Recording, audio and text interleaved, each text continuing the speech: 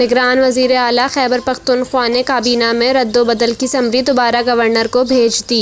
वज़ीर सनत अदनान जलील को D notify करने और मुशीर खेल मतीउल्लाह को वज़ीर बनाकर सनत की वजारत देने और अशरफुल्लाह को मुआवने खुसूसी टेक्निकल एजुकेशन बनाने की सिफारिश की गई है। ज़राए के मुताबिक ANP ने अदनान जलील को वजारत से हटाने का फैसला किया था, जिस पर अदनान जलील ने कहा कि इन्हें हटाने की समरी दोबारा गवर्नर को भेजी गई है। उन्होंने अगर कुछ गलत किया है तो वज़ीर आला इनसे पूछते। अदनान जलील ने मज़ीद कहा कि उन्होंने कोई गलत काम नहीं किया, मालूम नहीं इन्हें क्यों हटाया जा रहा है। ईमानदारी से काम कर रहा हूँ और करप्शन नहीं होने दी।